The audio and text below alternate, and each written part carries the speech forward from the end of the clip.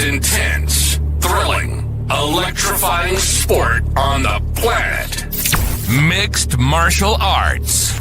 You've been looking for the definitive podcast to call your new home to hear everything about it.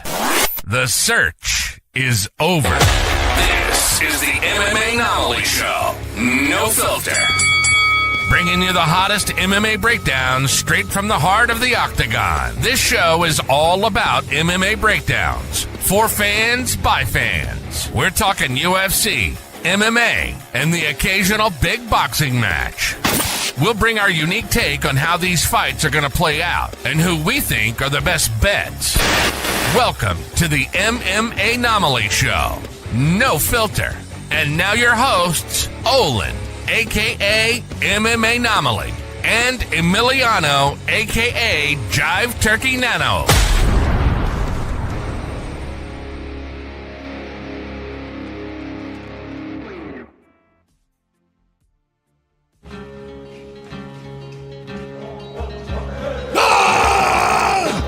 Let's go, fight fans. We are back with another episode of the MMAnomaly Show, No Filter. I'm your host, Olin, a.k.a. MMAnomaly. And with me, as usual, is the co-host with the most, Jive Turkey Nano.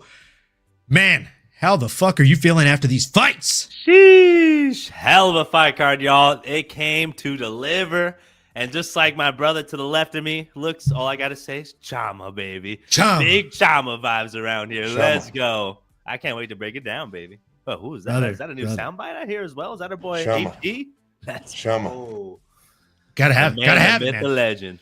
Oh, And my man, brother, had to do the face paint, had to fucking get it. Poetolin, let's go, baby. Yeah. Poetolin. Poetolin, let's go for that. Shin to shin, that was on the chin, my brother. Shamanomaly. Oh no. Hey, leave it to the chat to come out and be undefeated. Let's go. Shamanomaly. I like that. Shamanomaly is not bad. I kind of like Shamanomaly. Man, what an absolutely legendary fight card, top to bottom. I mean, it was kind of one of those fight cards that had it all, right? I feel like everything about it was fantastic. Everything about it was fun. And man, we're here to break it down. We're here to talk about it ad nauseum. So let's go ahead and kick things off. So last time we did this prediction show, we started from the top and worked our way down. Should we do that again? Start with the main event of the evening and work our way down? I mean, the way you're dressed up, my brother, and the way this event started and ended, we might as well. We might as well give the people what they want. Let us know, Chad. Is that how we're feeling tonight? I mean, I don't see a reason not to, right? It's, I mean, it stole the show, right? It did. It really did, man. So let's jump on into it. So in the main event of the evening, I'll let the man say it. It's time For us to talk about Magomed, Big Ankalaev, and Alex Poatan Pereira. Man. What an absolute banger of a fight to finish the night, to close things out. It was 28 shots landed to a measly 4 from Magomed Ankalaev. He just didn't get time to get started, right? Alex Poatan Pereira came in there as if he was holding a fucking bow and arrow fully drawn back, and he just fucking let that arrow slice through the air and hit his opponent across from him like a right hand over the top. And then he followed it up with a very short left that nobody's talking about. I think it was the left that actually hurt Magomed more than that overhand right. Like the overhand right glanced, and then he just quick short left, just click, and you saw Magomed kind of go knees weak, arms are heavy, vomit on her sweater already, you know? It was tough. And then those elbows from the top, unrelenting, just relentless pressure. Shin to shin MMA. Shout out Osterberries. Lil Ankh, send him 2-3 years to tire shop and forget. Man. He was trying to send Big Poatan back to the tire shop, and that mission failed miserably. Nano, tell us how this fight made you feel. My brother, this was an absolute banger of a fight. I think even going into it, man, we shined some light on it last week, but you saw it throughout the press conferences, the final weigh-ins, the ceremonial weigh-ins, the fact that Alex is sort of saying to himself and to Magomed, I'm not going back to the tire shop, just really solidified the mindset going into this. And again, perfect example of why you don't poke the bear, y'all. This guy does not need more motivation. great fighters do great things, and it was a Tom Brady-esque moment. It was a Kobe Bryant, a Michael Jordan-esque moment here. I mean, insert a Tiger Woods moment. Insert your favorite old-time great competitor, Michael Phelps. You got to throw Alex Pereira in there now. I mean, the dude is absolutely monumental. And for me, it's the way you go about it, right? He's lost before, right? We saw with Izzy, which now just looks unbelievable. Shout out Izzy Adesanya. But, you know, a true champion, it's not about how you fall. It's about how you get back up. And I think that's a perfect example of Alex Pereira and his career and just what he's been able to accomplish in the UFC. But to come back and win and to do it in that kind of fashion, I mean, my brother, he came jumping out the gates. Like, he's typically a little bit more measured and patient as he's walking out in more of a Jason walk, or Michael Myers-esque kind of slow pace if you watch scary movies and in the spooky season. So make sure you start getting them tuned on. But man, I mean, he ran across the octagon. He was angry. He got to his marks, got the footwork, got his spacing, which he already kind of had, right? And like you said, he landed the right hand, which sneakily had that left hand in there as well. The right hand, obviously, Magomed did not like, and he wanted to go for the takedown, which again led to the left hand and multiple hands and just the ultimate hand raising of the one and only, the man, the myth, the legend, Alex Poatan Pereira, CHAMA. I'm gonna have to get some merch now for real. But it was entertaining as all get, and hitting his infamous, like this, the just point down like this 3 times right in his face. It was a statement win. It was a statement win, and again, this is why you never poke the bear. And great fighters do great things. So shout out CHAMA, shout out Alex, and shout out Olin. I mean, my brother, going full commit. You did insinuate this was going to happen. I did not expect this, my brother. I am loving it. I think if I would have known, maybe I would have tried to style my hair up. I would have done a little Jiri action, and we go for that. Let's go for that. I love it, brother. I mean, man, what a fight. And I think there's only one thing left to be said. And my brother, what's next? What do you think? I think we got to go for that. You know what I'm saying? I think it's got, the fight that the fans want to see is that third rematch, right? Jiri Prochazka, the samurai living legend, against Alex Poatan Pereira. I mean, those fights are always going to live up to the hype, right? There's no chance that those are duds. But what do I think is realistically next? I think our guy Big Poatan is going to go up to heavyweight and fight John Jones at the White House. I think that's the most realistic thing. I said it last week, and then he went on after the fight to call out John Jones. But before I get your pick, let's go to the chat real quick. Rob Rex is up in here. It's the boys. Let's fucking go. Coming through again to make Mondays so much better. Thanks for the hard work. What a fucking card. Jiri versus Rountree, my favorite fight of the night. Alex to heavyweight now. Let's go. I 100% agree with you on all fronts, my friend, and I appreciate the support. Rob Rex again says, bro, did you see Felony Charles Bennett? Oh, I love that name. Felony's a beast. Signed to fight that kid. Death sentence? No. In Fight Circus? Is it me, or is Felony still a legit threat and going to kill that kid? Yes, he is. And yes, he is.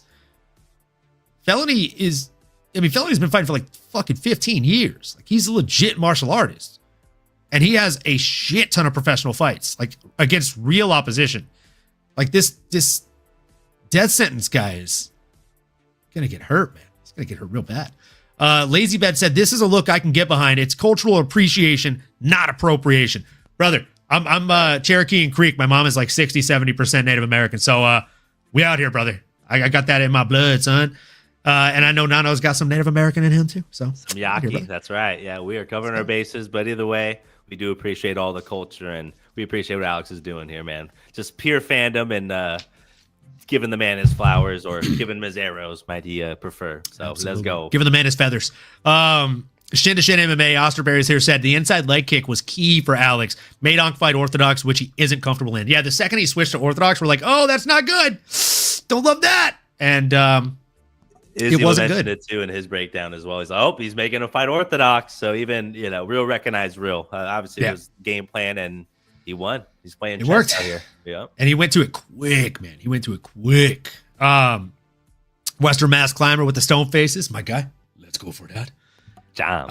when Aspinall beat Ghana, him versus Alex is the biggest fight they can make right now. We don't need John Jones. I agree. I'd like to see him fight Big Tom, but I don't think he takes that fight. That's too losable of a fight for him. LazyBed says, as much as I support Sober October, seeing shots get drank in that getup would have been something. Brother, I literally said this as I clicked the live button. I was like, man, I picked a tough time to do Sober October here. I feel like it would look legendary doing shots like this. So, look. Well, I'm not partaking. Sober October I will get my ends. daydream on. Shout out. It ends on the 18th for me because I'm going to Louisiana to see family. So, when I come back that following weekend, we will do a Sunday show or a Monday show. And, my lady painted this one time. She'll probably paint it even better the next time. So, you will see CHAMA do shots. CHAMA shots. Chamakaze shots. You know what I'm saying? Chamakaze, let's go. Chamakaze shots. CHAMA. You know what I'm saying? We'll play the background music while we do the shots. Just, Let's go. you know what I'm saying? So, with that, Nano, what do you think of all these names that are being thrown out right now? What do you think should be next on the docket for Mr. CHAMA himself? There's a lot of ways you can go, right? I know a lot of people want us to go for that. Or to even see Haram here. Shout out Haram with the, a Jiri. Let's go, Haram. Eventually. I think the realistic thing here, and Dana White kind of insinuated it in the press conference after, Alex asked him straight up, I want to go to heavyweight. So if that's the case, I think you grant the man what he wants. He probably could have done it earlier, but he went out and you pretty much sweep the division. I don't have much of an appetite personally for a CHAMA Jiri 3 when Alex has been so gosh darn dominant. Though that was a great finish by Jiri, and we'll get to him here in a second. I just, again, don't have as much of an appetite for that as I even would for maybe even an Olberg straight up. New face, new contender. Could make a fun matchup, but realistically, Alex should chase greatness, and that could be in the form of John Jones June 16th. I'm surprised you said that, my brother. Because I feel that is certainly in the cards, and I think it could even be for a vacated title, no light heavyweight, no heavyweight, but a new BMF title. Ooh. I could see it happening. Dana White would be willing to do it for those two guys, and who's going to argue, right? Getting it in the big boy divisions, even if there's two belts going around, if they're never going to cross paths, it's down in the lightweight and we're talking heavyweights, I don't mind that. And we're talking about two of the baddest to ever do it. They're going to want to add some juice in that presidential card, if you will. They're in the White House. Wouldn't be surprised, which would mean Alex would vacate. Wouldn't be surprised with that as well. Does open up the division. Again, a Jiri Olberg interim championship or just straight championship would be cool. Let's go for that. But then there's Tom as well. I mean, dude, let's be honest. Alex, Tom does sound pretty fun. Also, I mean, he's in a great spot. Personally, I think I'd like to see the John Jones just catch weight or however they want to weigh in, just CHAMA. best on best. John Jones will want to go out there and strike a little bit, but he'll probably take him down at some point. And then they could both retire if they really want, and then leave Tom and the boys to kind of become the next generation. Not ideal for Tom. You could definitely still make a case. Whoever wins, maybe Tom fights them because he is probably going to beat Surreal. Let's be for real. And then it's onward and upward. But, man, I know I went roundabout there, but I agree with you. I think John Jones. If not, then fuck, dude. It might even be Tom, to be honest. I think that's even more realistic than Jiri 3 or Olberg or Alex at light heavyweight. So that's my ranking of what's most likely. Love it, man. I love it. And I'm with it, man. I think the John Jones fight at the White House makes a lot of sense. The fight that makes the most sense from a meritocracy and competition standpoint, I think realistically it's got to be. It's got to be Jiri or Tom Aspinall after he beats Cyril Gana. But as we've said, we just don't know that those are realistically going to happen, right? So we got to stay in the realm of reality. And let's see here. Where does this put Alex in the GOAT convo? Honestly, if he goes up to heavyweight and gets the heavyweight belt, it's undisputed. He's the GOAT. Nobody's ever had 3 belts in the UFC like that. He'd be the first to do it. If he keeps racking up wins at light heavyweight, he could also still go down that path, right? The fact of the matter is, I think the only thing that's limiting him from the GOAT conversation is he has been defeated inside of the octagon, right? John Jones hasn't. But he hasn't failed positive drug tests. John Jones has. So there's that argument. Yeah, no, I mean, I think he put himself in that conversation. I mean, whether it's a Mount Rushmore or just realistically one of the baddest to do it in their primes, he easily has entered the chat. And if thinking about it, like he came from a kickboxing background. If he would have grew up a mixed martial artist who grew up in the jiu-jitsu, which he's been developing, and we saw today. I mean, we saw on Saturday he stuffed Magomed's takedown. Like he's developing all of this. I mean, the sky would have been the limit for this guy. I mean, the nuclear option. I mean, besides Ngannou, probably the second hardest puncher, pound for pound, scariest left hand, scariest weapon in that left hook. But if I'm being real, I mean, John Jones in his prime was pretty nasty. But this kickboxing background, I'm telling you, it would have made for a matchup of the ages. Because I don't know how much kickboxing John Jones saw in his day. Granted, he had the wrestling kind of neutralizer. But boy, the fact that it is even that close, in my opinion, already just solidifies my answer. I mean, Alex is the man. He's one of the GOATs for sure. It's a MJ versus Kobe, MJ versus LeBron type debate here, where obviously we'll never know. But he's in the chat, my brother. I'm proud. He's one of my favorites, and that's all I kind of will hang my hat on. Well, I love that, man. I definitely love that. Juice Man! What's up, man? CHAMA. Juice is loose. He said, who did it, Olin? That's awesome. My lady did it. I told her I had the idea, and she's like, oh, can I do the paint? I was like, absolutely. I prefer it. So let's go for that. That's what we did. I think it's equally interesting what we do with Ankh. And there's some natural heat with Mr. Go for that. I'm not mad at that fight either. Yuri Prokaska versus Big Ankh would be a lot of fun. Definitely be a lot of fun. Need Yuri versus Alex 3 at some point. Not that the outcome would be any different than the first two. I mean, I think if you run that fight enough times, Yuri's bound to get a win. The guy's just disturbingly strong. And everybody's chin goes out at some point, right? Everybody can get caught. So I would be intrigued to see how that third fight goes, right? Yeah, Useless, let's go. How you doing, brother? Let's go. CHAMA. You know what I'm saying? Let's go. Hey, appreciate it, brother. Appreciate it. Let's fucking go. CHAMA, baby. I appreciate it. I appreciate it. Feel like I'm getting back to my Cherokee and Creek roots. You know what I'm saying? Who wins? Espy or Oliveira? I don't know. Who do you think? Oof. Oh, man. Espy? Wait, who's Espy? You talking about Mateusz Gamrot? I mean, Gamrot. Okay. Yeah, I was like, Espy. Hold on. Am I missing something? Okay, I was going to say, I'm sure you mean Gamrot. Yeah, that's a tough one, man. I'm kind of leaning Charles, if I'm being honest. But I got to break it down. Gut reaction, I'm going for Du Bronx. Gamrot for sure. Yeah, I think he's probably the best. I think all the Charlie fans are going to be playing the sad violin. Sad night. Speaking of sad nights, it was a sad night for us on betting. I think that's the worst we've ever done in the history of UFC betting ever together. And it's also worth mentioning, it's the first time we've ever done our UFC betting sober. So might be something to that. Just saying. Coincidence? I think not, folks. With that being said, let's go ahead and jump right the fuck into the co-main event of the evening, because it was a barn burner. It was a masterclass. It was, a machine shop. A little bit. You know what I'm saying? We had Merab Davalishvili, the villain of the fucking evening, if we're being honest here, coming in against Corey Sandhagen. Manowitz. Corey Sandhagen, he did everything he could. He really, really wanted to get it done. And he looked really good in the first round, right? But Nano, I digress. I'm gonna let you take the lead on this one. Tell the people what were your thoughts watching this craziness ensue? I mean, brother, I was on the edge of my seat. It was nothing but pure enjoyment. I mean, it was one of those things. I mean, well, no, I shouldn't say all that, because honestly, Jiri and Khalil was my performance of the night. But this co-main event, a little disappointing, I think, just from Corey the Sandman's perspective. I was rooting for him. I think I wanted to see the impossible happen, but we really were not able to get it.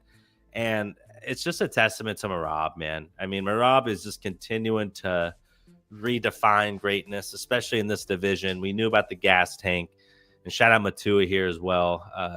Corey did look good at first, had great body language throughout the first 5 rounds, but he didn't necessarily gas out. I'd agree. He looked great, but it's you got to really definitively beat the champ, right? I think that's half the battle here. If you aren't definitively beating him, and I just didn't think he hurt him enough early on. You really got to dig into that gas tank, though he did do well defending the takedowns in the beginning and had good responses.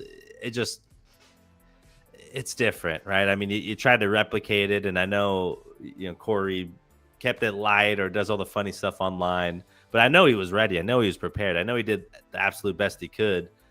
Was he robbed? I mean, Matua, I don't think so. Hey, I'm a fan as much as the next guy, but again, you got to definitively beat the champ. And I think the amount of takedowns, I mean, the control time from Merab, and I mean, just the striking differential, both on the ground, even on the feet. I mean, it was rather one-sided, and it just really didn't feel like Corey landed anything. You mentioned in the lead up, I'm going to, put my knee through your face. I didn't see that kind of anger. I didn't see that kind of violence from my boy Sandman, which, again, you look at the main event we were just talking about, like, Alex was pissed off. I think I would have liked to see Corey be a little bit more pissed off as opposed to euphoric and all with the universe. Jokes aside, love Corey. I think he'll bounce back. And to be honest, I think him versus Sugar would be something I'd love to see in the future. And if you're Merab at this point, I mean, dude, what do you want to do? What do you do if you're the UFC? I guess you just keep throwing guys at him. He'll just keep knocking them down, most likely. But does he look to want to try to do some sort of double champ status? I know Aljo's up there. Can he jump the line? I assume probably not. Does he grant someone like a Pantoja, a future shot? That seems a little far-fetched. I don't know. I don't know who's next for him, huh, brother? I mean, he's pretty much knocked everyone up and put him down. Any contenders that you think could be a fun matchup for him? Maybe a Vinicius? I don't know. Who's got the grappling? I mean, Mario Bautista, I think, is the only hope. There we go. Like, and it's not. I'm not saying it's like a huge hope, but I think Mario Bautista is like our best shot of anybody beating this guy right now. He's up against Umar Nurmagomedov next. So like, if he's able to get past Umar, that's the guy, right? What the fuck, Olin? LOL. I had no idea you were such a Poatan fan. Look, I've got Native American blood myself. I have always been a Poatan fan. Guilty as charged when it comes to being more of an Israel Adesanya fan, but I just like good kickboxers, man. I like good strikers. And I told my co-host, if this guy comes out here and does it in shocking fashion, I will come out here in the full Poatan paint. Holy shit, you can see my eyebrow scar so much more prominently with the face paint on. That's wild. It's like a dent in my face. That's wild. When I got close to the camera, I was like, what is that? Oh, that's that. I remember that day. Jan is next for Merab. Piotr Jan could definitely fight Merab, but I just think he gets suffocated out there, man. Mario Bautista gonna give him hell if he gets past Umar. Thank you, Lord of the Pies. This is exactly what I'm saying, bro. Like, Mario Bautista's a son of a bitch, and he's so extremely underrated, bro. Like, I get it. You don't like him because he beat some of your favorites, but fuck off, kid. Like, he's a beast, bro. He's a beast. Do I think he beats Merab? Not really. Do I think he has a better shot than like 98% of the division? Yeah. Yeah, I probably do. Probably. I know that. So yeah, that's my pick, man. Now, I like it. Without further ado, let's talk about the best fight of the entire fucking night, folks. Let's just talk about it. Come on. It's time! I mean, to talk about this fight, Jiri Prochazka, let's go for that, against Khalil Rountree. Can I tell you? My favorite coworker currently, right? He's a close friend of mine these days. His name's Mason. He's a great guy. He's dating, or now engaged to, one of my other favorite coworkers. And just love this dude, bro. He told me I was one of the first people that found out they were engaged. I was there the night they had their first kiss. He was like, I feel very intertwined in this. And now I get to say I'm a part of this legacy in another way that makes me even happier. because he started texting me during this fight, and he has never texted me during a UFC event in his life, and admitted that he has never watched a UFC event in his life. And he literally said, "This fight is insane, and I've never realized how absolutely electric the UFC is in comparison to other sports." Oh. And then he sent me a picture of him and his girl, like, whenever fucking Jiri went out there and got it done. And then I started telling him the lore on Jiri, and he's like, "Dude, this guy is insane." And then, of course, me being me, I'm like, all right. Like, I'm not being disrespectful. He is a casual fan. This is his first UFC fight he watched, right? And I'm like, Merab's fighting after this. So he just watched the most exciting knockout you'll see, possibly. And now he's going to watch a systematic drowning by a grappler. Is he going to be turned off by this? Is he going to be like, well, there went the electricity. Let's go out in Vegas. But no, instead, he's texting me throughout the fucking Merab fight. And he's like, dude, this guy's been fighting for 4 rounds. He's destroying his opponent, and he has not sat down on the stool one time. I would quit. I wouldn't know what to do. This guy's not even sitting down, and he's beating me up. I'm like, yeah, dude, he's terrifying. He's a machine. So just wanted to say, first fight that this guy saw was this fight. And I can honestly tell you, when it came to this fight card, I think the only thing that even rivaled how good this fight was probably the stare down before it. Oh, I mean, boy. brother, cue the fucking Clint Eastwood, brother.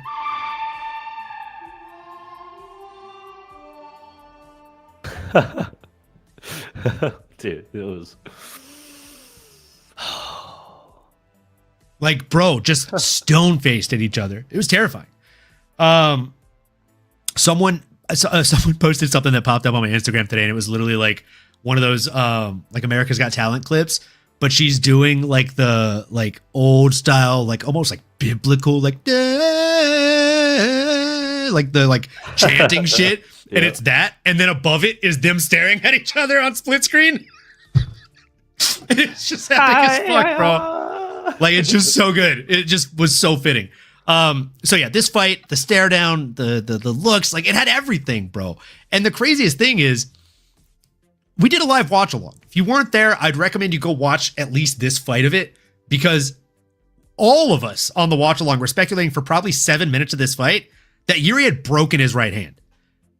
He did not throw a right hand for 7, maybe 7.5 minutes through rounds 2 and 3. And then I was like, we were like, yeah, dude, his right hand's hurt. And then on the stream, we're like, oh, dude, Khalil's noticing it. Like, he's exploiting the fact that his right hand is hurt because he's not even raising it now.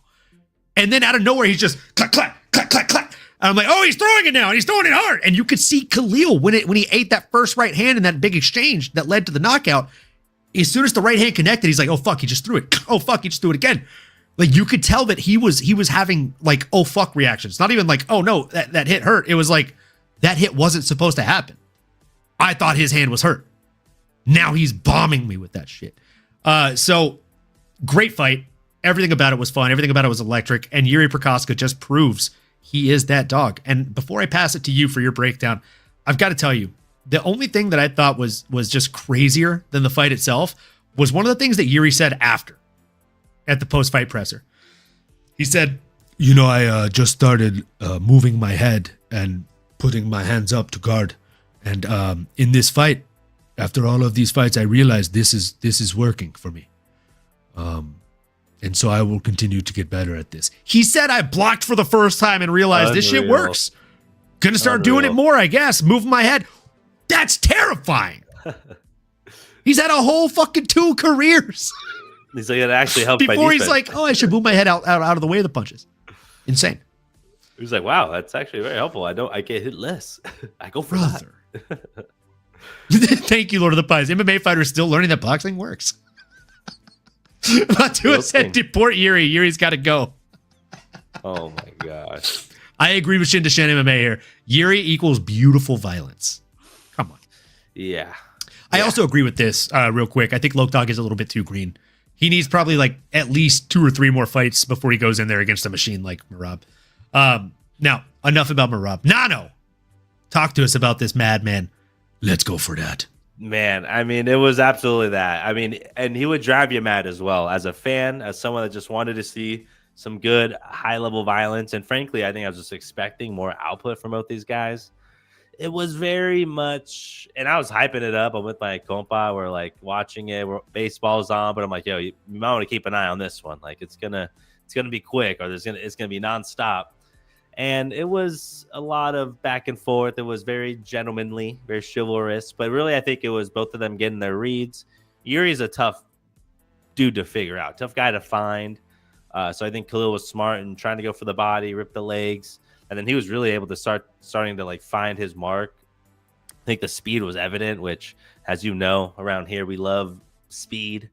And I'm talking about punching speed, not the other stuff, because that tends to lend you towards victory, right? You are able to dictate things, you're able to counter and ultimately lead the dance. And that was what Khalil was doing for the first 2 rounds. I mean, it just felt like Jiri wasn't really able to do much, and he was showing his frustration. I mean, literally got smacked in the face and almost kind of hit himself, or did a visible like, fuck, like, you got me, shoot, and love to see it. I mean, it's good self-awareness.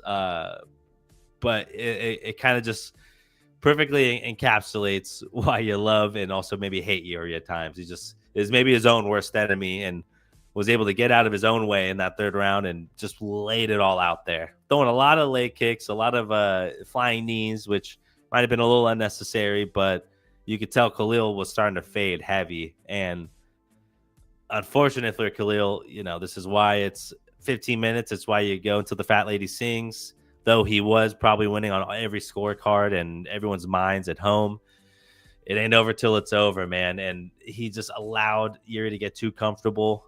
I think this is where like not having a grappling or wrestling game can really hurt you as well, because it kind of forced to just sit there and trade for 15 minutes. And Jiri carried that power, man. He looked great. I mean, the elbows at one point, I mean, it just felt like they're just button smashing each other, just grabbing each other's faces, just elbowing each other. Like, I mean, it was unreal to watch, and I'm getting hyped up because it's one of the coolest things, and it's to watch the comeback become, a reality. He needed the knockout, went out there and fucking found it, dude. That left hand right on the money, put poor old Khalil Rountree out for the count, man. Just mic drop, walk off homer, however you want to describe it. I mean, it was an ultimate moment, and again, after 10 minutes of losing and then making that minute 11 to 14:59 just absolute bloodbath banger.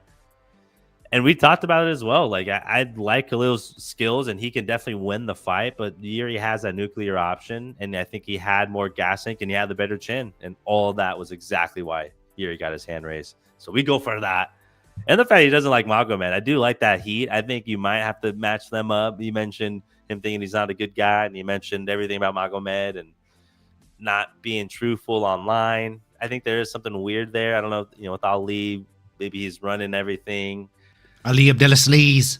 Yeah, it's just it's not a good look, especially when you're losing. There's a little snake in the grass. And then if he is genuinely super nice, it's like, all right, yeah, I mean, just be real. I think no one, I don't know, just he walk up to me at the gym and he just says, hello, but like he's a bad guy online. And he has to answer to these tweets that he posts. Yep. He's like, but I know it's not. It's his team or whatever. It's like they both. I don't know. It's an. I know it might not be him that's tweeting these things, but he has to answer for these things that he's saying online. I will go for that. Very intriguing. Very intriguing all around. So, yeah, man. That's we go for that. Let's go for that. Lazy Bet with an interesting comment here. What was with Prochaska's footing in the first round or so, slipping and falling to a knee, even more bizarre than usual? Yeah, I want to say like the first probably like 6 to 9 minutes of the fight, he was thinking way too much. He is what we call a flow state fighter, right? Like, this is not news to you, Lazy Bet, you know this. But typically with flow state fighters, if you break the rhythm, if you don't allow them to get into that range and rhythm of motion that they have, they can't get into that flow state. And what tends to happen is they start overthinking their movements. So whenever somebody like Jiri is quick and poppy and twitch and he throws something, he throws strong typically. So he'll throw, and if he's throwing and then overthinks it and is like, no, I don't want to throw the hook right now. He's halfway into it. He stops himself. His body is still moving forward with that momentum. It'll knock his own momentum off balance doing that.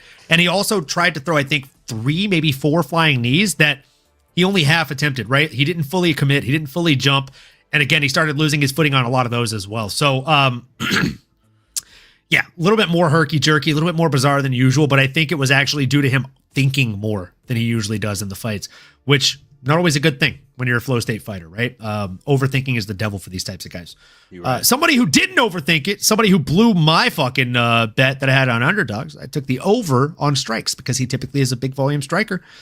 Not heavy knockout power, but a lot of strikes, and I was wrong. Couldn't have been more wrong, actually. Featherweight belt between Josh Emmett and Youssef the Moroccan Devil Zalal. Oh, man. No. Without Googling, you want to guess how many strikes were landed across this fight? Oh, shoot. I'd say 5. You'd be 5 off because it was 0. Oh, not even 1. Yeah, I took the over on strikes, and neither guy landed 1 strike. It was, I actually, when I saw that stat, it made me feel less bad about how bad I did in that bet. Because I was like, well, no one could have assumed that would happen. I don't think I've ever seen that happen before. 1 attempted strike, and it whiffed. And that's all she took. Like, Youssef Zalal used it to set up a takedown. He got in on a takedown, got an armbar, pulled it. Josh Emmett was doing the right things. He was holding his own hand, trying to isolate and pull back so that way you couldn't isolate and get double baseball grips on that single arm or wrist to pull that down and snap. And instead, and correct me if I'm wrong, I went back and watched this a couple times actually. So Youssef, when he's pulling on it, and again, Emmett was either here or here. I can't remember which grip specifically he had. I think he had a gable. But he's doing the right thing. Like I said, like he's defending well.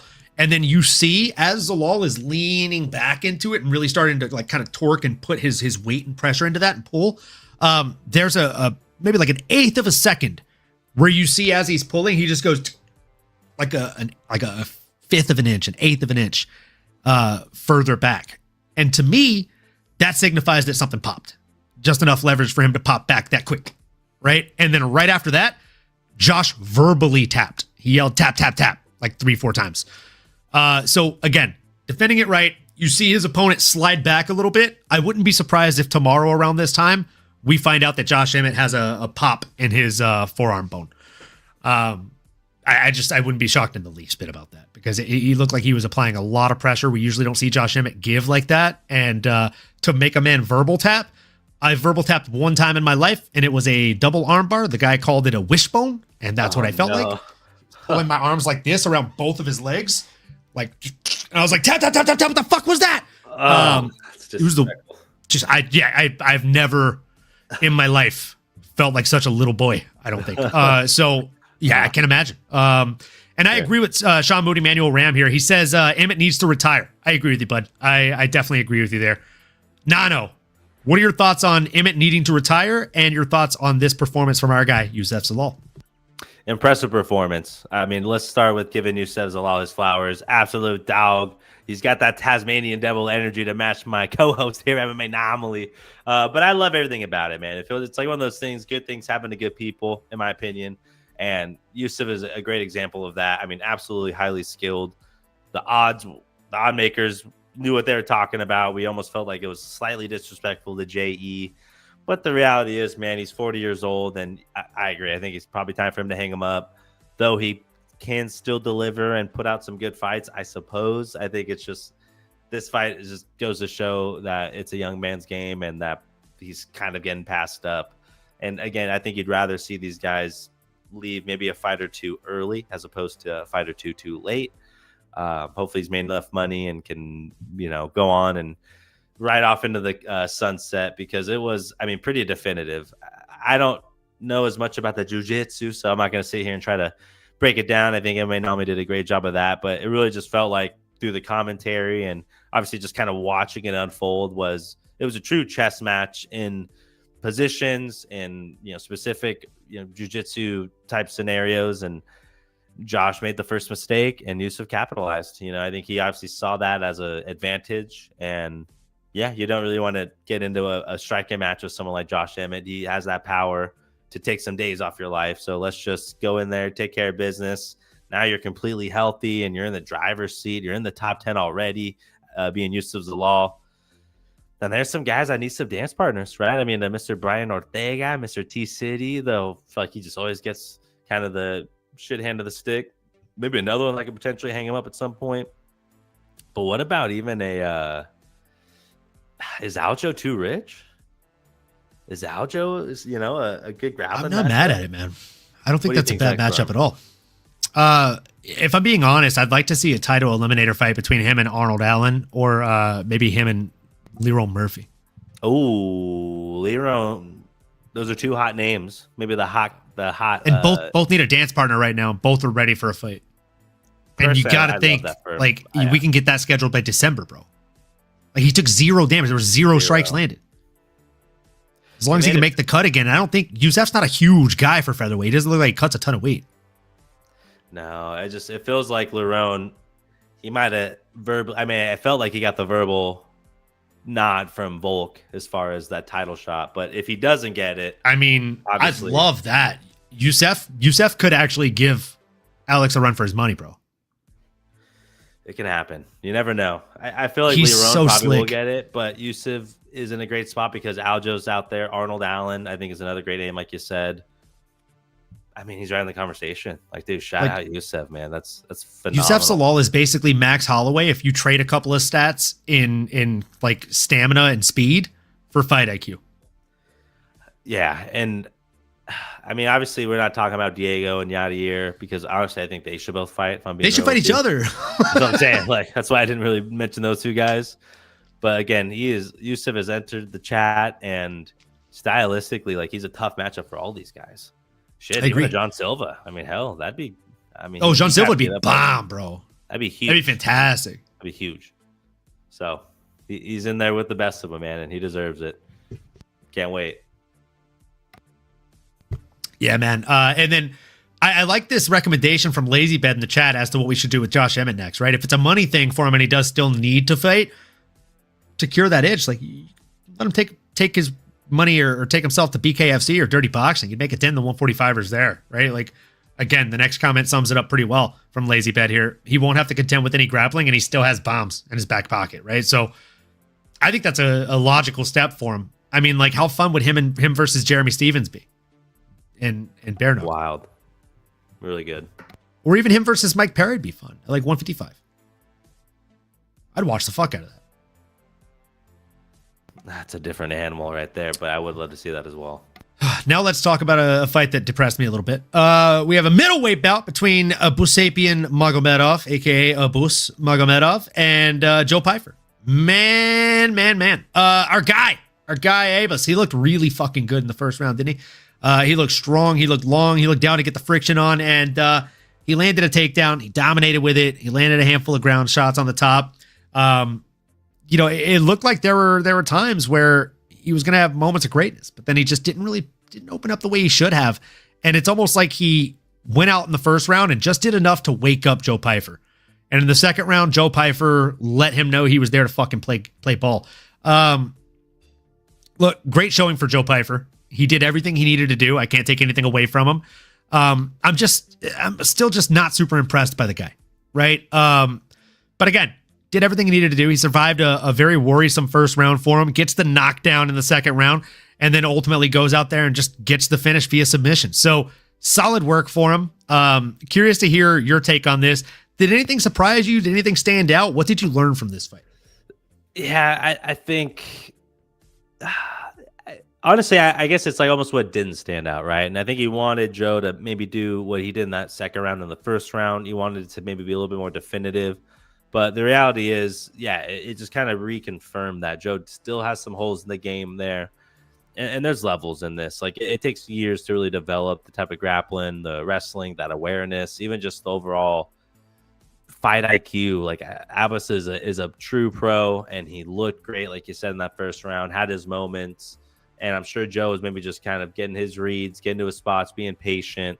And yeah, hey, when you have that nuclear option, anything can happen. You can cover up a lot of blemishes, a lot of stop gaps in your game, if you will. But I didn't learn anything new, right? Or I think it just kind of reconfirmed that Joe needs to continue to develop, work on the mental side of the game, work on the cerebral side of how to deploy a good, well-balanced fight, right? How to put it together for 15 minutes. You can't just lose around here and there. And you can't just overlook some of those obvious blemishes when it comes to, the lack of the takedowns, getting taken down, not really knowing where to go in those situations.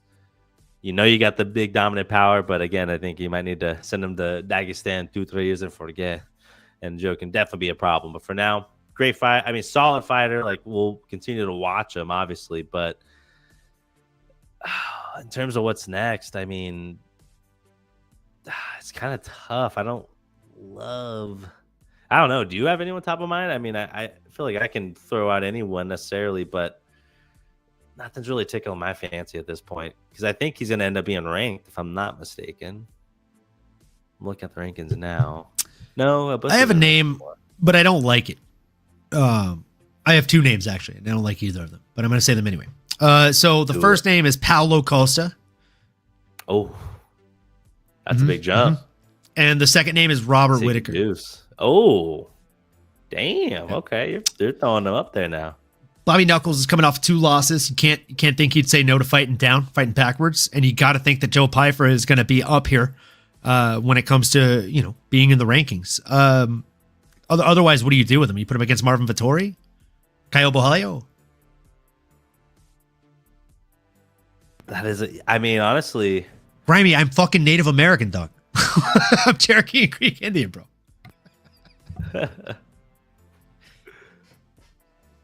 My mom's got hella Native American in her blood. I don't know how I ended up so fucking pale, but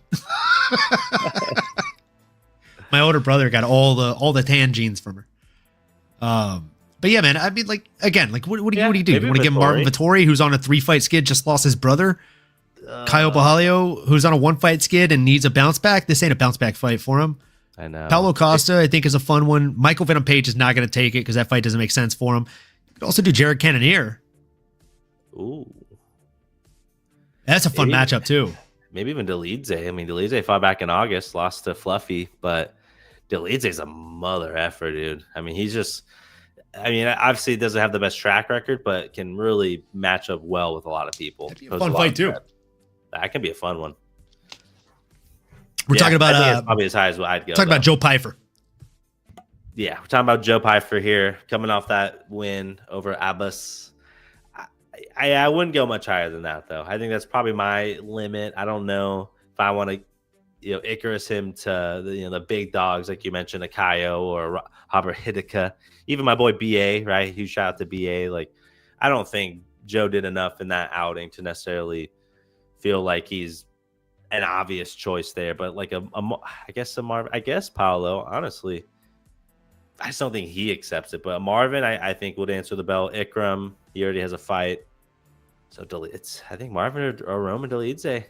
2 OGs. I mean, that'd be a big name for Joe. I think he would be willing to partake. And someone's getting dropped. That's all I know. Absolutely, someone's getting dropped in that one, man. Speaking of getting dropped, man, oh man, this Ateba Gauthier in the middleweight division. He's a tough guy, huh? Ateba versus Tristan Vines. Did he knock him down with a crossface grip? I think just his pure aura. It was his first aura knockout I've ever seen. Absolutely wild. Like, absolutely wild. He literally pushed his forearm into his face, did a crossface, and the guy dropped to a knee.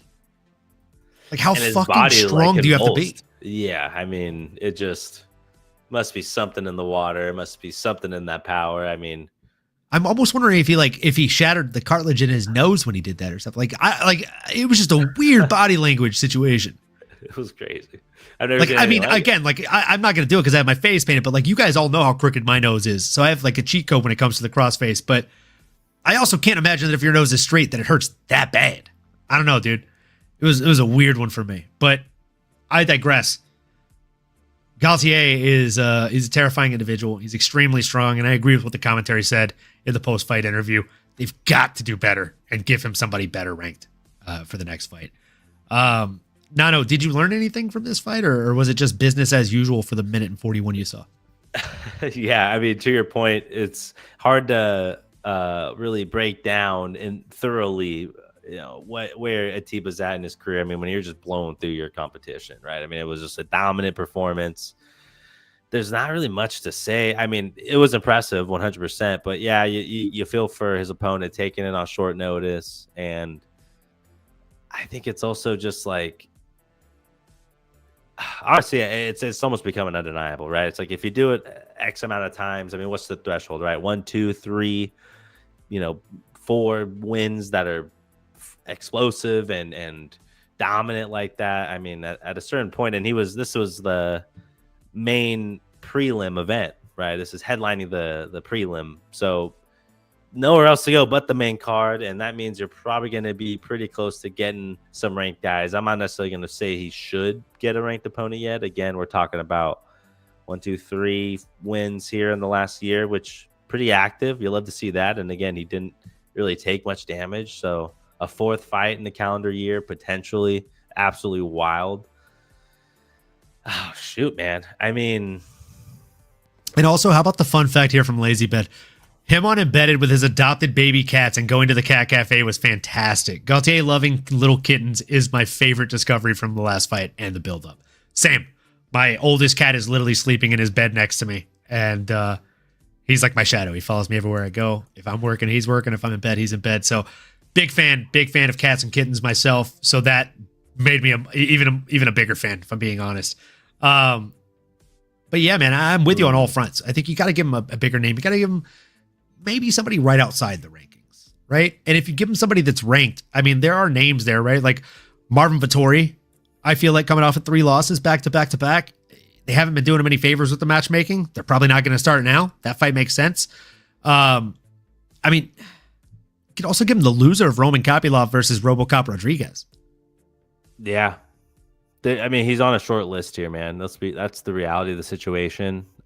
He's currently ranked 34th, and a few guys in the early to late 20s have dance partners. But I'll tell you, like a Bruno Ferreira, the Hulk against Ateba. I mean, both guys I like that a muscular. lot.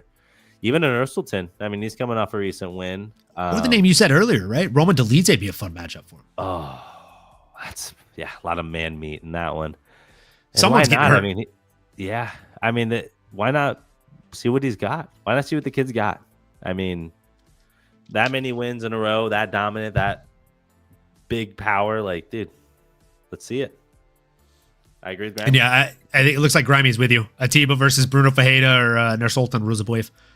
Those are fun fights, man. I do agree with Haram here when it comes to Pyfer. Pyfer will get a cherry-picked opponent next and then fight at the White House card. Strickland probably will too. I agree. I mean, yeah, definitely. Let's just call a spade here, boys. Yeah, I mean that's a logical thing. Oh man, Ju Sung Yu, whichever way you want to say it, came in here against Daniel Santos, and man, oh man, it was a tough watch. Zombie Jr. looked really fucking good in the first round, didn't he? He was landing a lot of nice leg kicks. He was landing a lot of opposition to the top, a lot of straight shots landing at range for him. But then in round 2, I mean, Daniel Santos, it's basically, I don't know if you actually heard the in between the round stuff, but his coaches were basically yelling at him like, you need to get the fuck in there. You get beat up. You need to take this shit back. Don't let him do this to you. And he went back there. It's like he took all that shit personally when his coaches told him that. He went out there and he beat the fuck out of you in the second round. It took 21 seconds and not that many strikes to get it done. He ends up getting it done via TKO. And come on, bro. Like nasty work from this guy. Willie Cat Santos. Yeah, I mean, what else is there to say? Like he dropped the first round entirely, somehow manages to come back, and not only come back in the second round, but come back in 21 seconds of the second round and do that, right? And let's look at the exact number of strikes it took. Yeah, he landed 17 significant strikes in round 1, 18 total, and he landed 10 strikes in round 2. And the flip-flop of that is Ju Sung Yu landed 28 in round 1 and 3 in round 2. So basically, as soon as that second round started, he just got shut out. Very similar to the main event with Poatan just not letting his opponent find his footing and kind of get his bearings in the fight, right? So great showing for the opposition. Daniel Willie Cat Santos proves that he is UFC caliber. He is that guy. And he is going to be a problem for a lot of others in the weight class. Nano, what were your thoughts on this fight? What stood out most to you?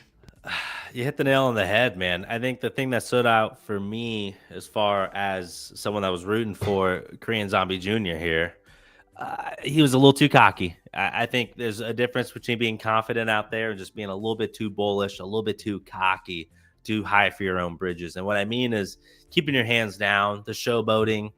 Hey, I love to see that, but you got to be winning a little bit more dominantly. You got to be somebody before you start trying to be somebody.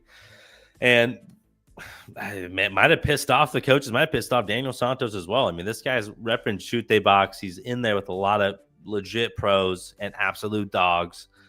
I just don't think he took kindly to that at all. And it's easier to do those types of antics when you're a bit more dominant in your local circuit, or just really, to use Haram here, cherry picking opponents or your dance partners, things like that, a little bit more protected.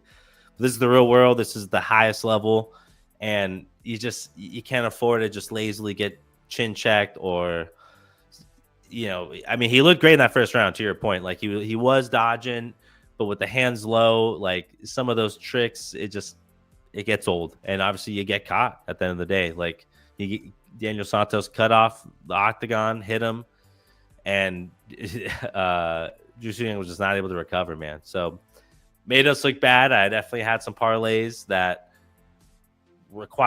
needed Juseng Young. I mean, I was thank you, Lazy Bed. Yeah, no, I mean that was my big takeaway as I'm watching. It's like, dude, you're getting a little too cocky, even before it happened, right? It's just like, okay, I'd rather see you just focus on winning the round, not all the showboating. But I'm sure you probably felt similar, my brother. So that's where, and in terms of what's next for Daniel Santos, no real dance partner. We're talking about ranked opponents and things like that so far. But throwing back in there with another top dog. I mean, he's collecting souls here, and he's taking, the checks from these top prospects. But he really is, man. Did you notice that as well? Did you kind of get a little perturbed, or did you like the swagger? Oh, I definitely did, bro. I definitely noticed that. I was going to talk about it, but I feel like I took a lot of meat off the bone for some of these other fights. So I was like, I'll leave a morsel on there for him. It was driving me fucking nuts. Like he was doing the look away when he made him miss a head kick. And I'm like, brother, it missed by an eighth of a fucking inch. What are you doing? You almost got clipped, bro. Don't do that. Yeah, it was pretty close. And then he's keeping his hands down, like you said, when he's walking in, almost tempting him with his head out. Don't do that, bro. Don't do that. But I agree, man. Lazy Bed said it. I'll say it again. Great synopsis by Nano, as always. Do you have a name on the tip of your tongue as to what should be next for the featherweight, Daniel Santos? Not necessarily. I mean, looking at the rankings, I got to pull up where he was. But I don't think we go to the ranked fighters yet. Do you have a name top of mind? Yeah, so when it comes to Daniel Willie Cat Santos, I think he should probably fight somebody like a Kevin Ballejos or a Billy Quarantillo if he's still in the UFC. Other than that, if you want to build him as far as legend status, get him somebody that has a name that's not necessarily still as killer as they used to be. Pun intended when I say this name. Killer Cub Swanson. Ooh, I like it.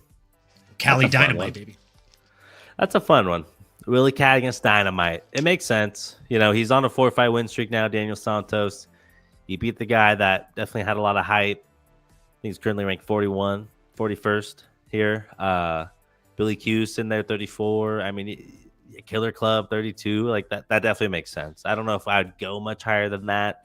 So then we're talking, that Andre Touchy-Feely range and Mezcael, who are you don't want to put him in there against an Andre Touchy-Feely or a Juicy J, Julian Erosa, who they don't have a big enough name to really bolster his attention for fans. Exactly. But they have a lot of paths to go out there and ruin that bright shiny toy. Yeah, agreed. Especially a Juicy J, because he always wins fights he's not supposed to. Yep. And those are all dogs right there. So I think that's a great range. I agree. Man, this right here would be about the time when I did a second or third shot on the show if I wasn't sober right now for October. Bantamweight bout between Patchy Mix and Jakub Wixlots. My goodness. Jakub Wixlots did incredible things out there, man. Incredible things. But I'll be honest with you, I thought he lost the fight. I thought the judges got this wrong. Commentary said they thought the judges got this wrong. I'm not even a huge Patchy Mix fan like that, bro. But I thought he did enough to get the nod. Nano, I'll let you take the lead on this one. Tell the people what you thought about this fight. Yeah, no, I actually agree. I felt like Patchy did enough to win, just using the eyeball test. Not like I was necessarily watching with a scorecard, but just felt like he did enough. I thought he was leaning the dance a little bit more. But that's, and you know, honestly, it's been a little while. It feels like since we've really gotten what felt like more of a robbery or just not like a truly accurate decision. And this was one of them. You know, they can't be perfect, but I guess, you know, you're looking at Jakub and you're seeing maybe more of the explosive guy. And it was a split decision. So maybe that's half the battle, that, you know, two judges did see it different directions. And obviously one of them had a teeter-totter and choose someone. Maybe you look at the total strikes. I mean, I guess technically Jakub did win the striking differential when you look at each round per round.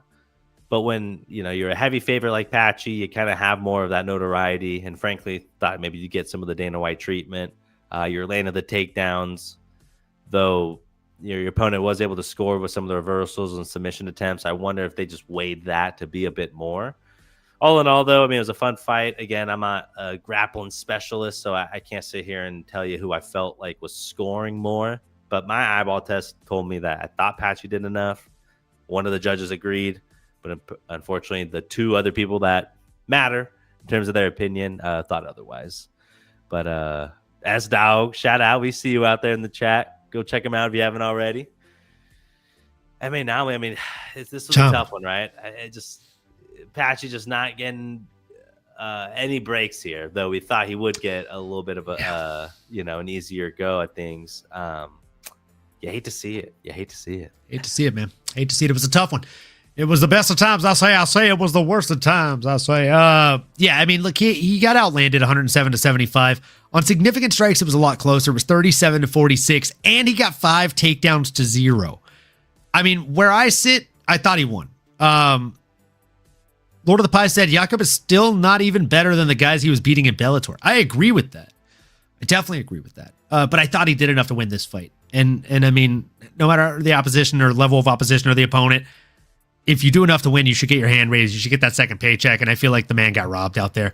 But with that being said, I'll be honest, I'm not going to play matchmaker myself for Jakub Wicklox. I was not impressed enough by him. I was not impressed by his performance. And so I'm not going to play matchmaker. No, I don't know if you had a name on the tip of your tongue. Nah. Whoever he matches up with, definitely will watch, but I don't think necessarily warranted any big jump in competition level or someone that, really tickles the fancy. I think we'll let the matchmakers take this one. Absolutely. And with that, we will start the conversation back in middleweight to talk about Edmen the Golden Boy Shabazian coming in against Andre Muniz. I called it, man. I told you it'd be a first or second round finish from this guy, the Golden Boy. I knew it. I just knew that he was going to come in here and just fucking get it done, bro. Now, make no mistake about it. Andre Muniz looked good, right? There was only a 9-strike differential in total strikes here, and a 10-strike differential when it comes to significant strikes. So 26 total strikes to 17, 25 significant strikes to 15. So again, bro, like, it was a close match, but I will tell you, Edmen Shabazian, I said something specific about him when we spoke about this last week, and that is every time he makes that walk, Nano, he grows so much and impresses me. And in this one, I feel like there's always something to take away, whether it's footwork, stamina, grappling, etc. In this one, I noticed 2 things, right? I think the 2 things that have improved the most in this camp specifically, or in between this fight and the last fight, is this. I think his fight IQ, his patience, more specifically in that fight IQ, really showed in this fight. He only attempted 51 strikes in the entire 5 minutes, or 4 minutes and 58 seconds that this fight lasted, right? So the guy is an absolute beast, and now the brain is starting to catch up to the body. We've been waiting on this for some time now, and he's there. He's there, folks. It's happening. We're watching it right before our eyes as he enters fight prime, so to speak. And the elbow was just perfectly timed. Andre stepped into it. He caught right through the guard, just sliced through that guard like a hot knife through butter, followed it up with a couple of shots. And I mean, it was just nice, bro. He timed it from the top there. Everything he did in that fight felt like it had intention, felt like it was well thought out and calculated.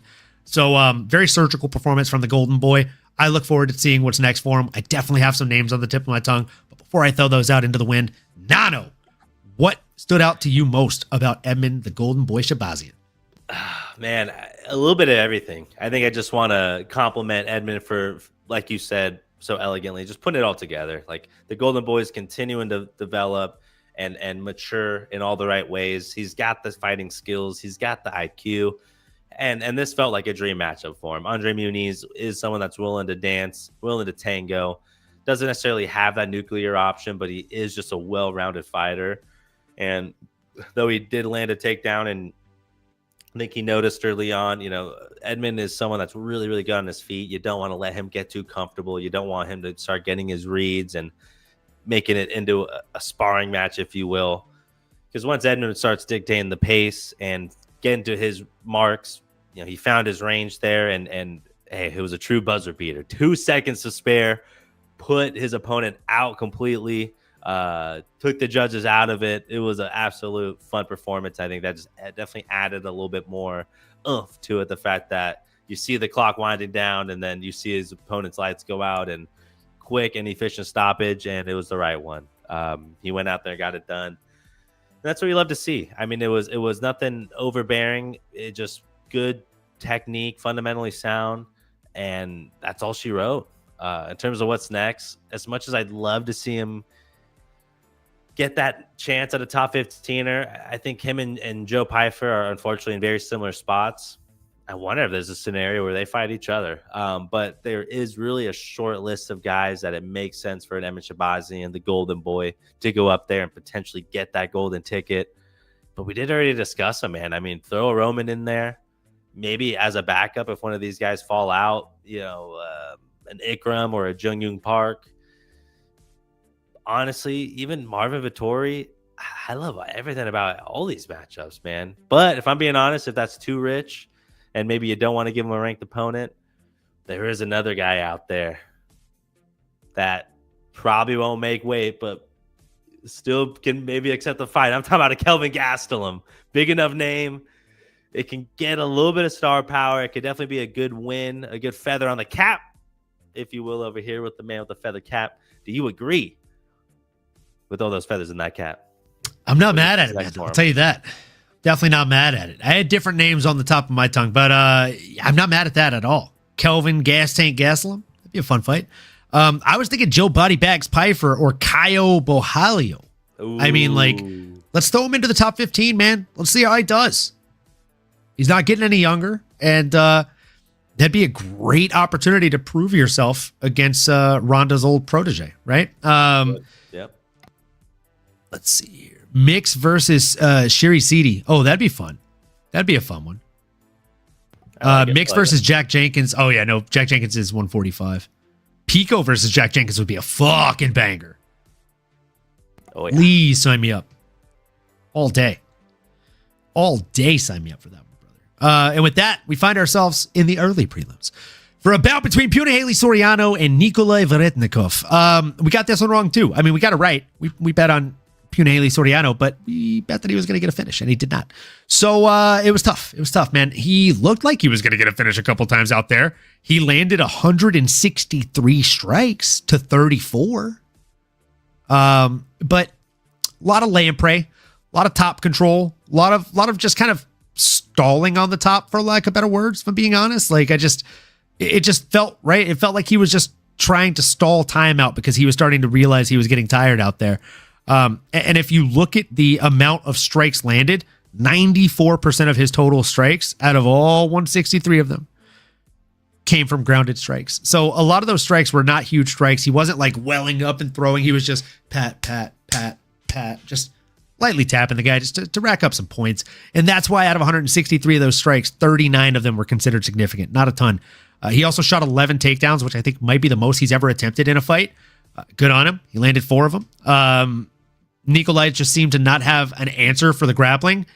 and he was looking pretty decent on the feet. So I don't know. I don't really understand what the game plan was for Soriano. He's usually a slugger. He likes to go out there and throw his hands, and that just was not the case in this one. I'm curious to hear maybe if there was something wrong with him in camp. Maybe he couldn't train the way he usually does, or if he just really wanted to come out here and flex his grappling skills that he's worked on over the past few camps. But either way, not the most exciting Punahele Soriano fight. Probably the least exciting Punahele Soriano fight I've ever witnessed. But a win is a win is a win is a win. He got both paychecks on that night, so I can't fault the guy. He went out there and laid and then got paid, I guess. So, Nano, what were your thoughts on this fight other than the fact that it just didn't look like a Punahele Soriano fight?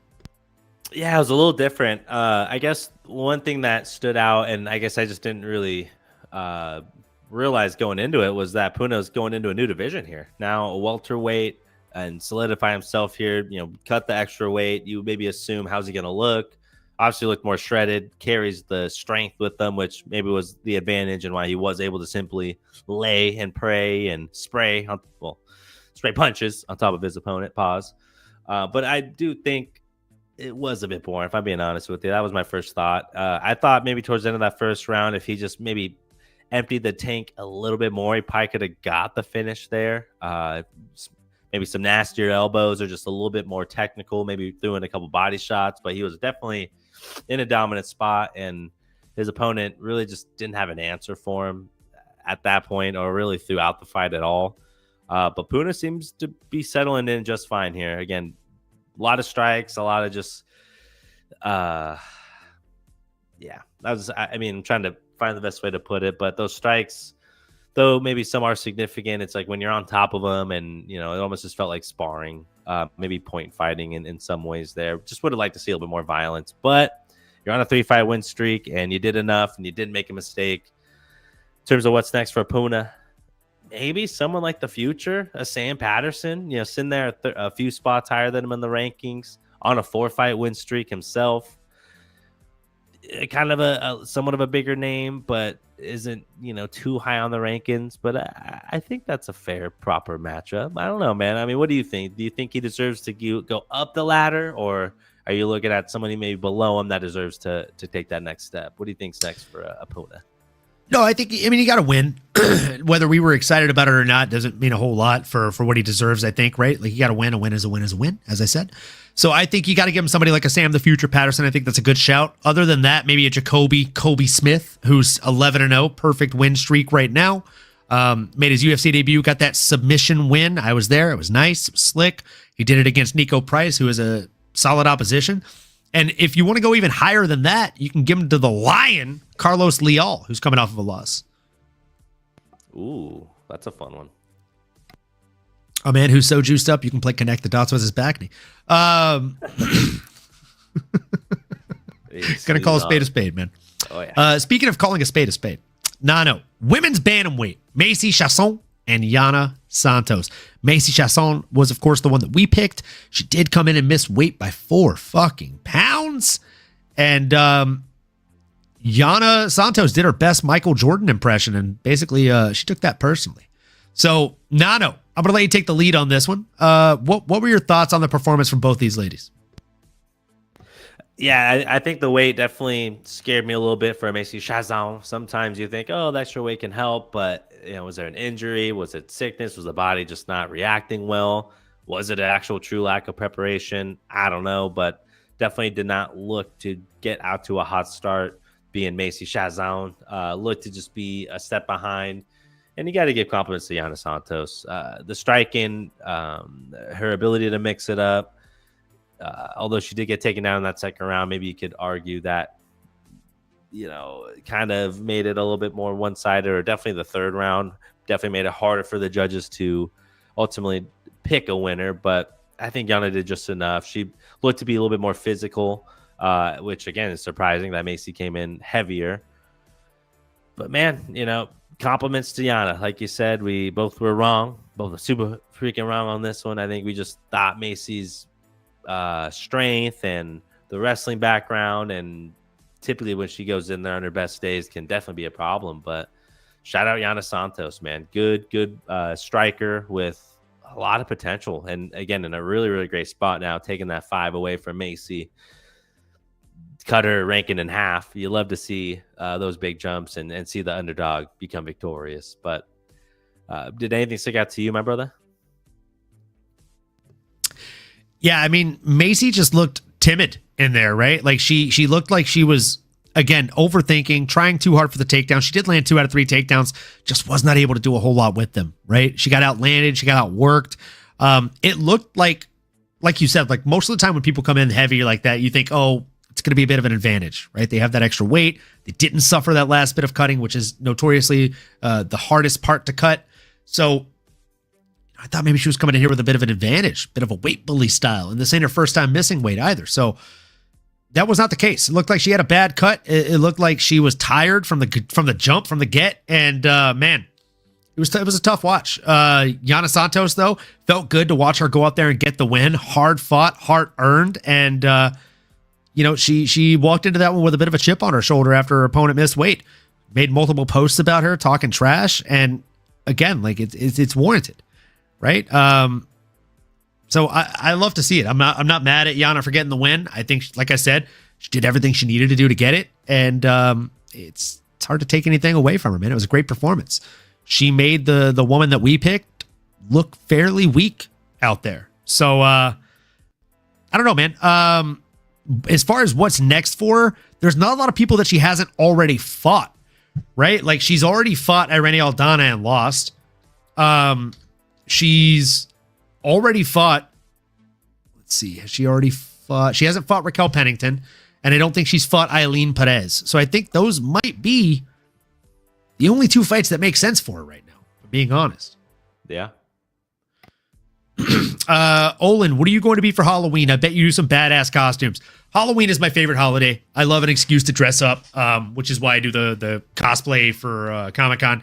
So we're going to New Orleans in 2.5 weeks, 3 weeks, and we let our Mary's friend pick the theme, and she picked like Marie Antoinette era, so like colonial era. I've got the like tight pants. I'm gonna wear the white tights. I'm gonna get the white wig. Got like a navy blue overcoat and vest with like gold accents. It's going to be a good time, man. And then also trying to grow the mustache out so I can twirl it up a little bit if possible. It's already getting there, which is why I didn't shave for this. And then after that, or actually before that, we're going to go do a trick-or-treating thing with my nieces and nephew in Louisiana. And we're going to do DC Comics themed. So my lady is going to be like a female variation of Two-Face. And I am going to be Nightwing, Batman's oldest sidekick. And then, I will be basically looking like Thomas Jefferson. And then when we get back from Louisiana, we're going trick-or-treating with the other nephews. And the oldest nephew here, 5, he picked the theme for this.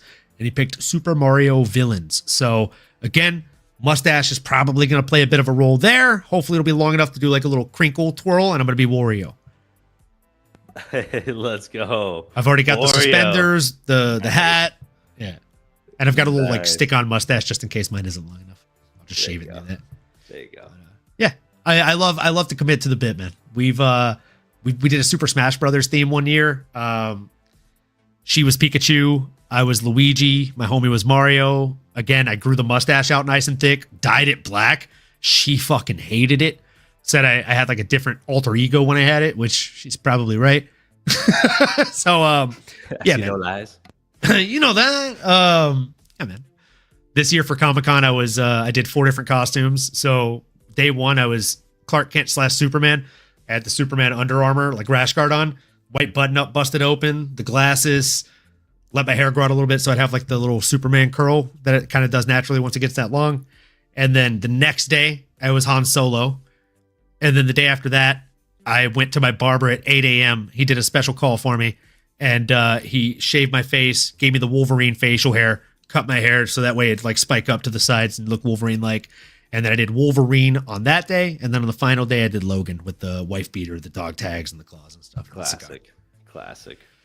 Yeah, it was a good time. It's a good time. It's an excuse to dress up as like these characters that I love. And also like for me, especially with Comic-Con and Halloween, the better you do on a costume, like the more like little kids and adults alike at Comic-Con will be like, oh my God, that's incredible. Can I get a picture with you? And like, when I was at Comic-Con, I literally heard at least 2 kids say like, Mom, this is the best day of my life. Or Mom, this is the coolest day ever after taking a picture with me as Wolverine. So like, let's go, bro. Let's go. Oh yeah, worth it. So yeah, man, going back to the fights. Yana Santos looked really good out there. There's not a lot of names that make sense. I think those 2 make a lot of sense though. And unless you have another name on the tip of your tongue, we can move right into Bantamweight. Let's do it. I like it. Men's Bantamweight, that is. For a bout between Chris Gutierrez and Farid Basharat. Man. Farid looked good, huh? Yeah, he's a problem. He's slick, bro. He's so quick and slick on the feet. He was just like Chris Gutierrez, especially in that last round, right? You know, he came in there like he had a fucking fire lit under his ass in that 3rd round. And his coaches told him, like, we're losing this fight right now. Unless you get a finish, you've lost this fight. You're already down 2 rounds. We need you to do something different. We need you to go fucking forward. And he started going forward and he started landing shots. And then after he landed like 6-7 shots, Farid just kind of turned it back on. He's like, all right, here we are. We're back. We're back playing my game. And he's just so good, bro. Like, he got outlanded on total strikes, right? 61-56. Not by much, just 5 strikes. But he outlanded his opponent on significant strikes by 10. It's twice as many. So, I mean, the strikes in which he was throwing and landing were calculated and effective. And, I mean, like, he again, the shot selection from this guy is so nice. Farid is better than Javid. That's what I got to remember. Facts. They're like the Bonfim brothers, where like me and Nano do the same thing, where we'll confuse the Bonfim brothers and we'll ask each other like, which one was the better Bonfim again? Like, we got to remember Farid is the guy, not Javid. Like, come on, bro. Farid is going to go far. We got to remember that. That's why his name has the word in it. Nano, I mean, am I crazy to think that in the next 2 to 3 years, this guy could possibly be a bantamweight title contender? Not at all, brother. Not at all. I mean, how poised he looked in there, going out there and beating a Chris El Guapo Gutierrez, someone that is a legitimate pro. He is a legitimate bantamweight, though he's not necessarily fighting for a title next, fight. Chris Guapo definitely is someone that garners that respect, and he just showed his true heart at the end there. You love to see that back against the wall.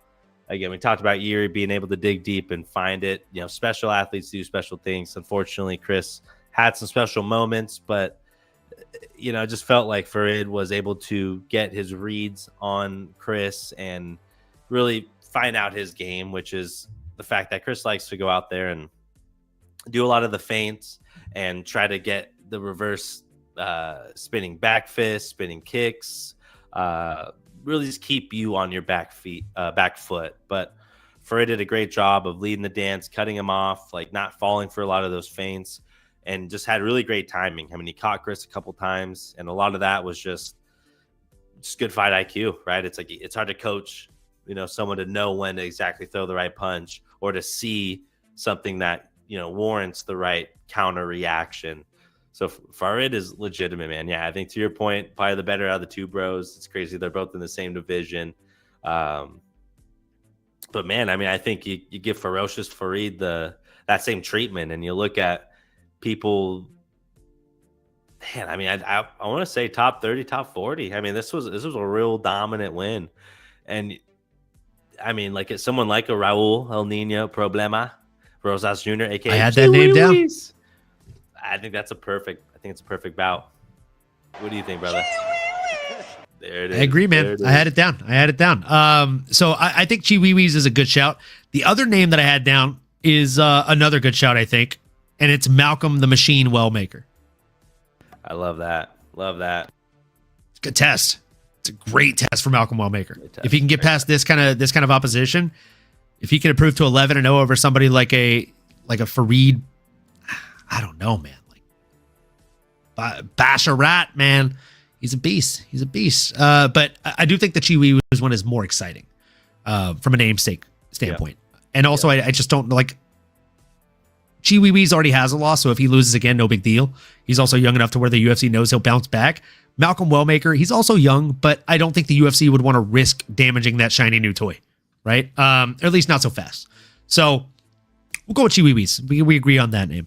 And with that, we have 2 more fights, folks. Bear with us.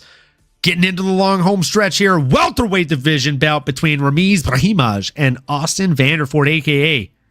Mr. Van Zandt.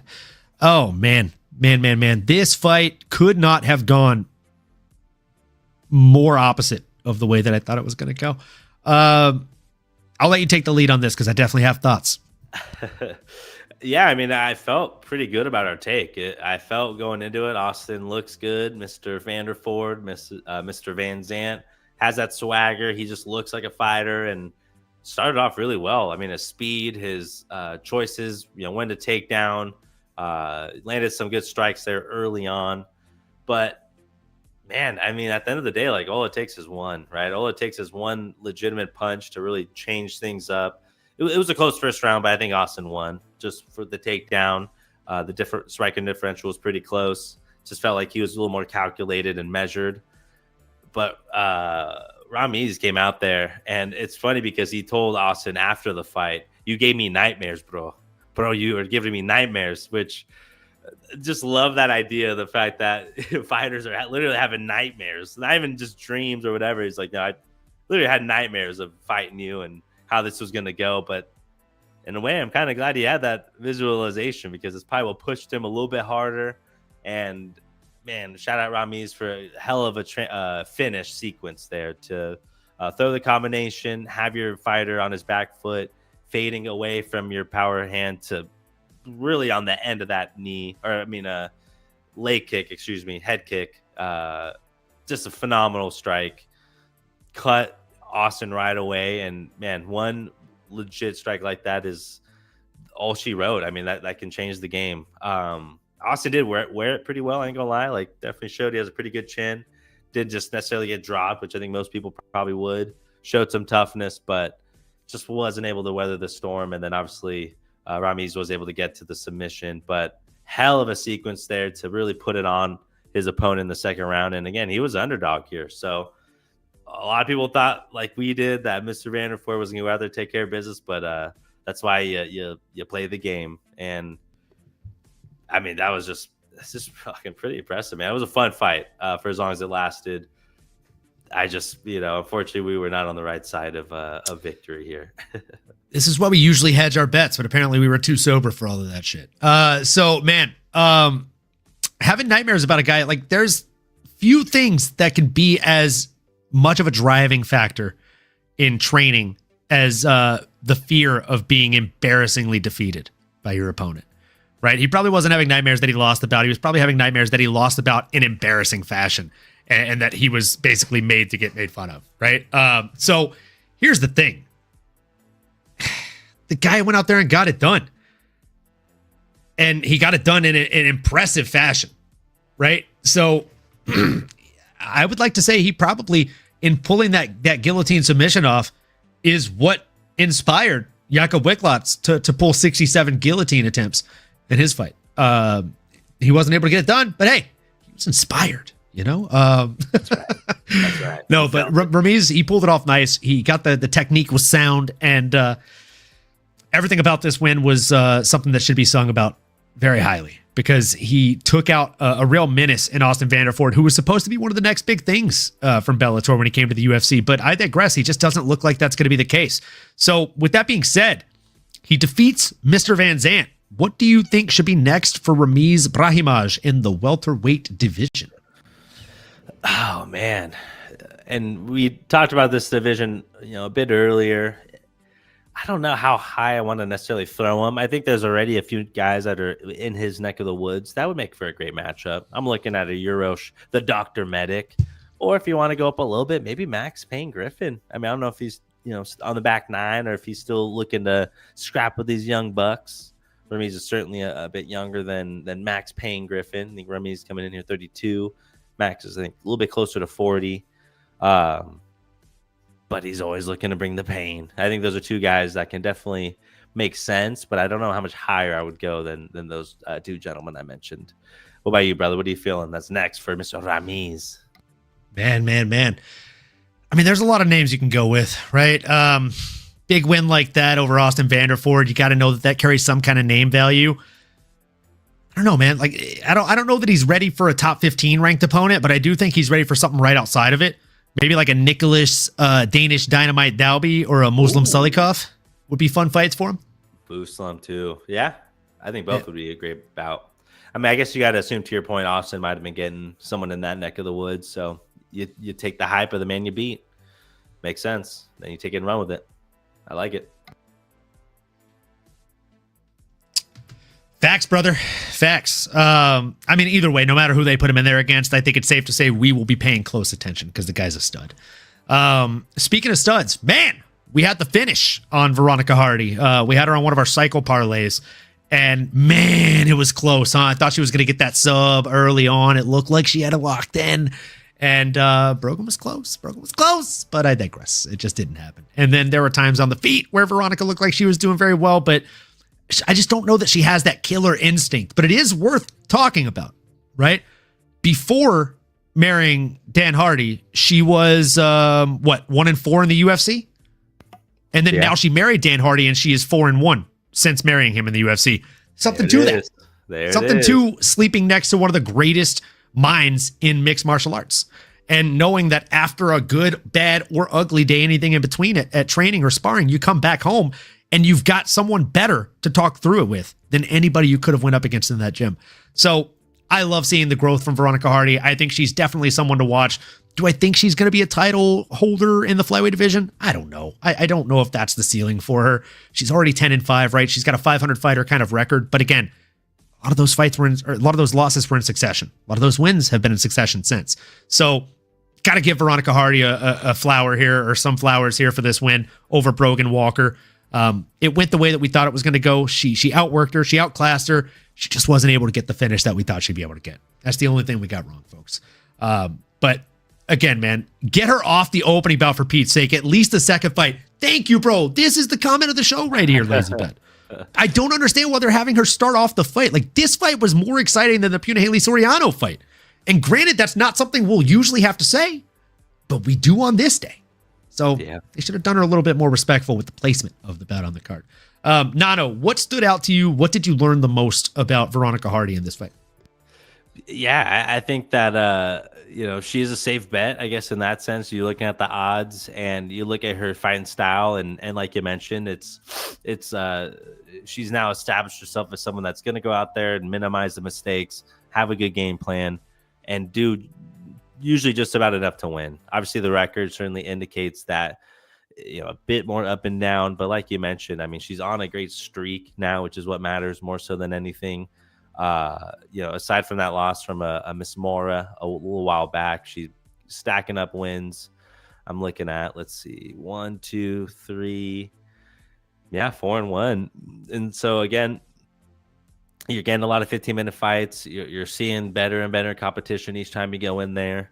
And then now, most recently, over a Brogan Walker, you're a bit more dominant. You were able to almost do just about what you wanted, like we talked about, or like you already mentioned. Obviously, we were looking for the finish. And I think as we're trying out some new parlays, that new cycle parlay, we got to maybe take a quick extra second to really solidify how confident we feel about the finishes. Because obviously there were some other ones that could have gotten it done for us, though. Joe Pyfer getting a submission was not on my bingo card.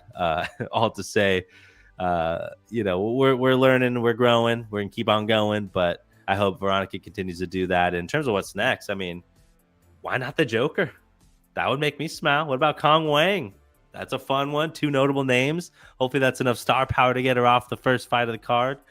What do you think, brother? What do you think's next for her? Man, I don't know what name I thought you were going to throw out, but I don't know why I wasn't expecting a Wong Kong.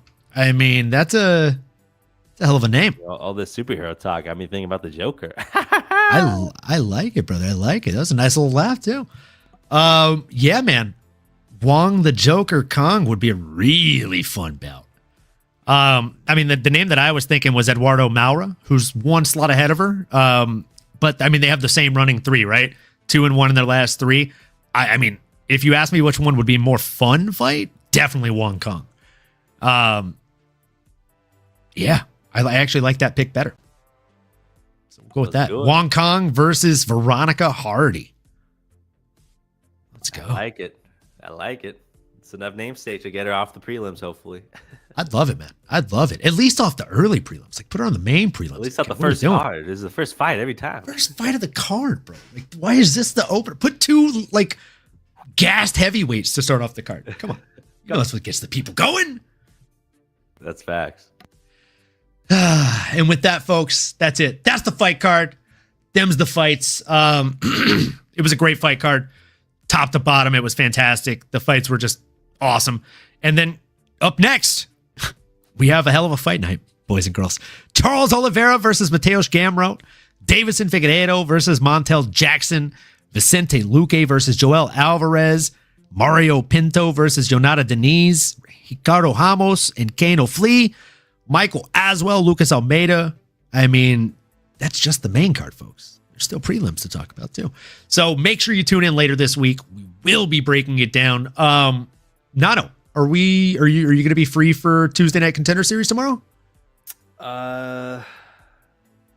Tomorrow, I should be. Might have to rain check, but either way, I'd definitely be here later in the week, y'all. We'll be seeing you. Well, it's the finale of the season, so if you are free, we'll make it happen. Otherwise, I will reach out to maybe Sterling and see if he's down to jump on or something. But either way, we'll try and find another co-host, and we'll make it happen if Nano's not free. So make sure you tune in tomorrow for Dana White's Contender Series. We'll be here 5 to 7 p.m. PST, maybe like 7:30, depending on how long Dana talks or waits to talk shit to these guys. And then look forward to seeing us again on Thursday for the prediction show for the next upcoming fights, folks. If you haven't already done so, please do us a huge favor. If you're on X, come on over to YouTube, like, comment, subscribe, smash that bell for notifications. CHAMA, you know what it does. And look, folks, we appreciate the hell out of you. We really, really do.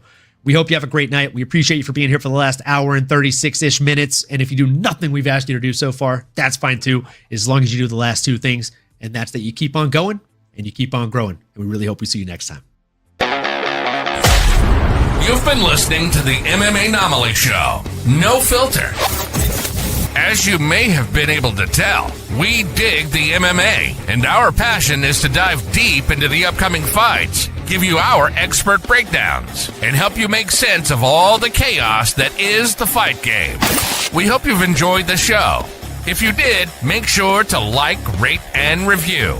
We'll be back soon, but in the meantime, make sure to find us on YouTube, Twitter, Instagram, and Twitch at MMAnomaly. Be cool, and we'll see you next time.